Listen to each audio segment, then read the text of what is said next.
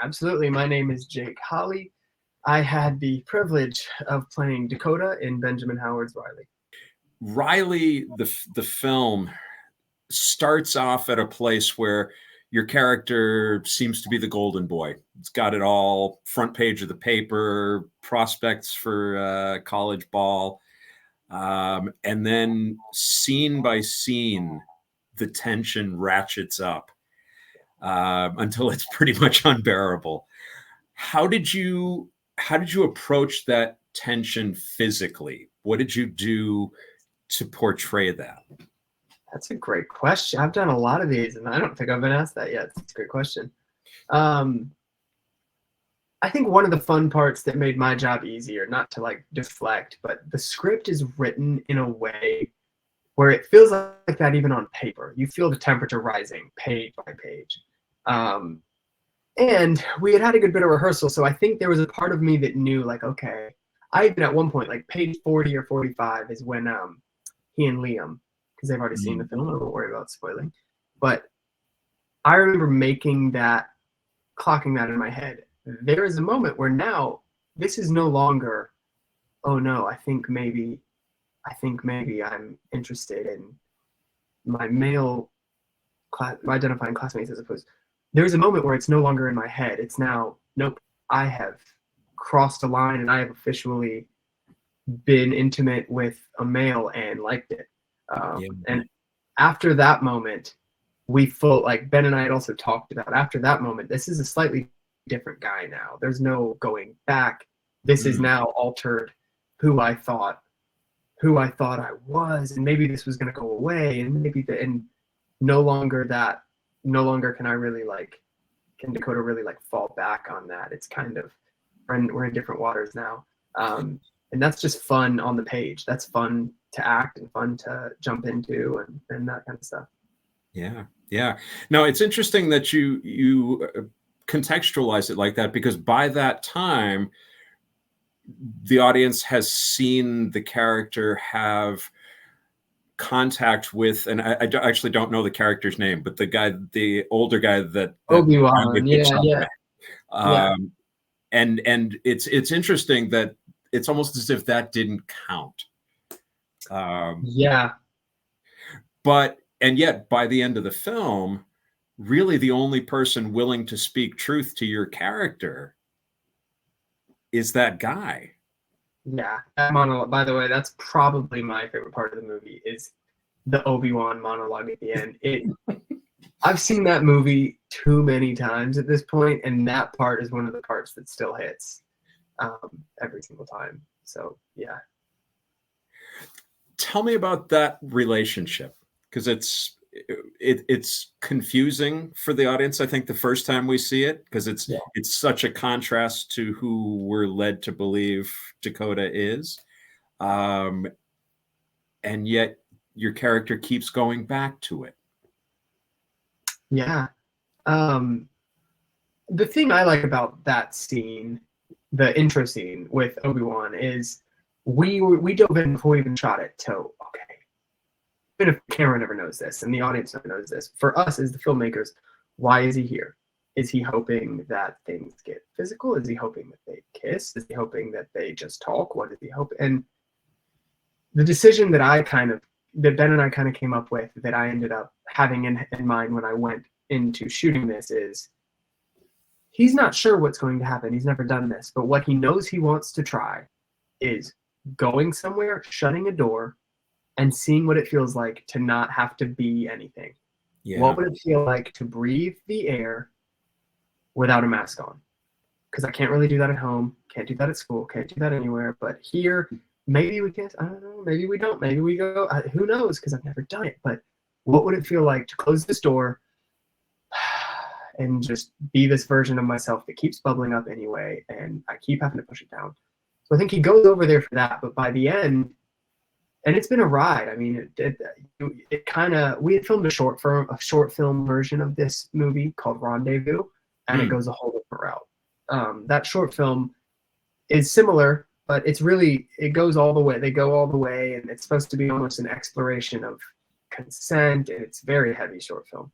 And this, we didn't want Ben didn't want to make a movie about this kid dealing with an assault, so instead it never gets that far, and instead Obi-Wan almost is a really helpful light on the path to Dakota. But yeah, it becomes something where he almost becomes sort of a role model and person to, even if he didn't want to be, which I thought was a funny choice by the the actor's name is JB. He's a brilliant actor, but he even played it in a way where the guy's kind of like, I think at one point he even says to Dakota, he's like, well, I don't know what the fuck to do. I just flip a coin. Like, he says it as if he's like, I don't want to help you, kid, here. Even if the guy didn't want to be a role model, he ended up for Dakota being the picture of something dad could never be and the coaches could never be. The picture of, hey, maybe I'd be okay if I wasn't who I thought I was going to be. Maybe I'd still be okay. And I think that's one of my favorite things about the story and the relationship there. Well, as long as you bring up Dakota's dad, the title of the film, I was a little bit surprised that it's the last name. It's his father's name rather than Dakota. It's Riley. So that relationship, so we kind of get a sense that, okay, this father-son relationship is something we need to pay attention to.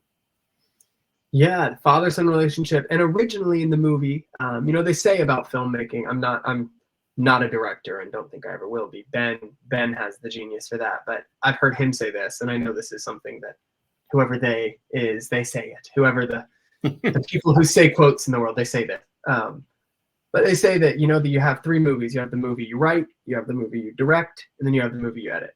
And originally this movie was going to be a lot more, even more dad involved, even more dad's shadow, even more sports. We actually filmed way more football because I am not a football guy.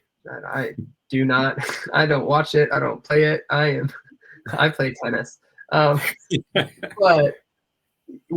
I got good at football. We filmed all this football stuff. And then it actually ended up being less about football and less about the dad. And Ben ended up liking the story of a young man coming to terms with himself and his own identity, and it a lot being more internal. But I do like that the movie's called Riley. I don't know if he meant for this to be the case, but because it's almost the battle of, am I going to be Riley or am I going to be Dakota? Right. I don't know if that was intentional, but it feels like that. There's Riley, who is who I'm supposed to be, and there's Dakota, who is maybe who my body and my heart is telling me I really am, and am I willing to be Dakota instead of Riley? And so I like that. A couple of things that I thought this film captured really well and that need to be said, need to be seen. One is that, but at the end, the realization that I don't have all the answers yet. And it's not fair to ask a 17-year-old to have all the answers just to make the rest of you comfortable. Yeah. I loved that. Yeah, I think that comes straight from the heart of Benjamin Howard. Unfortunately, you guys get me instead of him.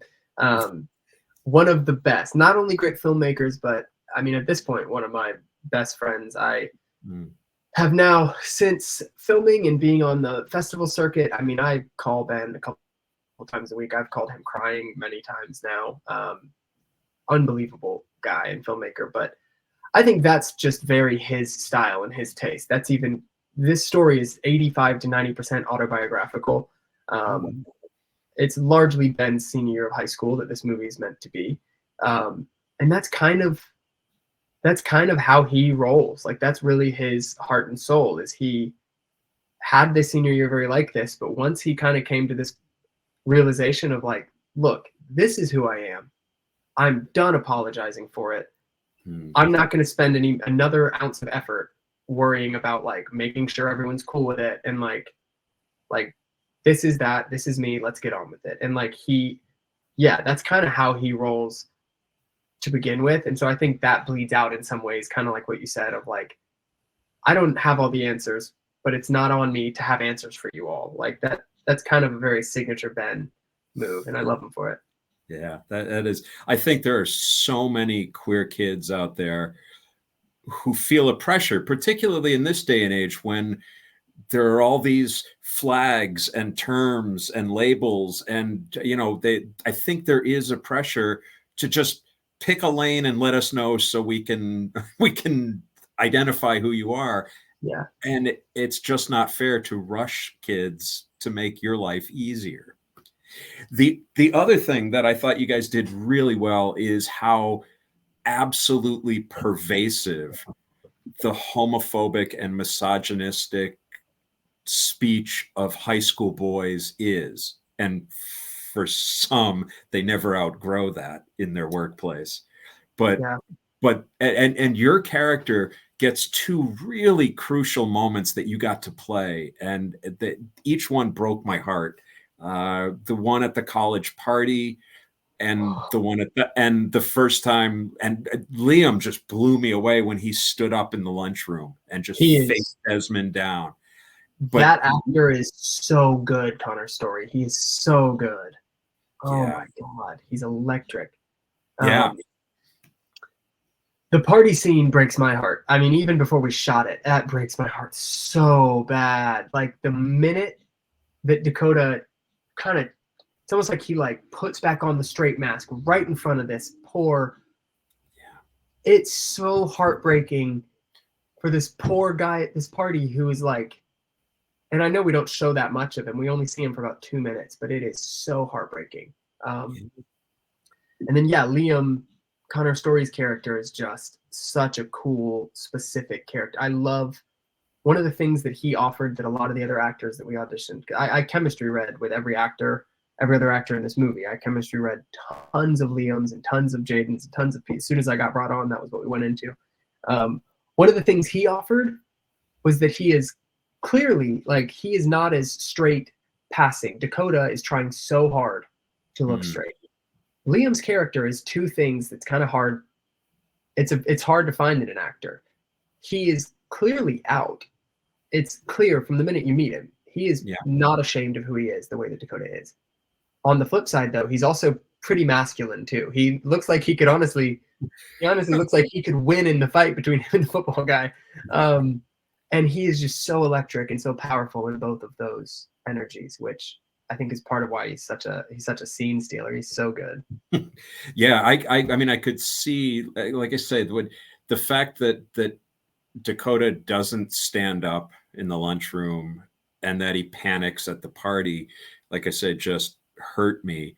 But it takes it back to that pervasive homophobia. You can't give a single nuance, gesture, anything that you would be one of them, and when you're in high school, especially when you're in high school in a sports program, there is no avoiding that.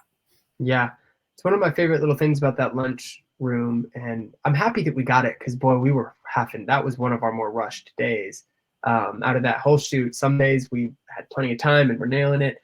That was a rush day. We had a lot to get to that day. But one of my favorite things about that is it feels like after watching, like, that's Liam's scene more than Dakota's or Desmond's, or that is Liam's scene. But there is a little moment where you see Dakota afterwards, almost like clocking what just happened. And you almost see him kind of be like, well, I'm not gonna be gay then. Well, if that's, nope, I'll be one of these football boys. Like, I'm gonna fall in line right here. And like, you see him internalize that and see kind of like the cliff that he'd be jumping off of, or at least it thinks he'd be jumping off of. And yeah, it's cool in the script by Ben there. Last question. It's a ridiculous question, and I'll just apologize ahead of time. Tell me about that jacket, that 1980s jacket you're wearing when you go to meet Obi-Wan. Because I thought at some point this is going to be reconciled as to why you're wearing that particular jacket. This is a fun little Easter egg. If any of you, I doubt anyone at this festival has, maybe, because Rendezvous, the short film Ben and I did, it did play festivals. I don't know if it played out from Connecticut, but it had played a good bit of fests. And it's out in the world somewhere, I think. It's an Easter egg. Dakota wore that jacket in the short film too. But I think the real part behind it, I think I think Dakota says in the movie, "Oh, it's my grandpa's" or whatever. That jacket actually is Ben's grandpa's jacket. Really? That is Ben's grandpa's jacket. I don't think he was doing it for sentimental reasons. I think that was Dakota's kind of like, what's something? Maybe that was Dakota almost thinking like, okay, what do you wear when you go over to like, when you do this? Gone over to one of these people on the internet's house. So what do you wear? I don't think, maybe not a leather jacket. You don't wear a suit. You don't wear workout clothes. Maybe this would be cool and casual and the right. I think that's maybe him trying to be like, Yeah, casually still cool kind of thing. So yeah, that's wonderful. Jake, I loved the film. I'm certain the audience did as well. Thank you so much for your time tonight. thank you, Claire. Thank you so much.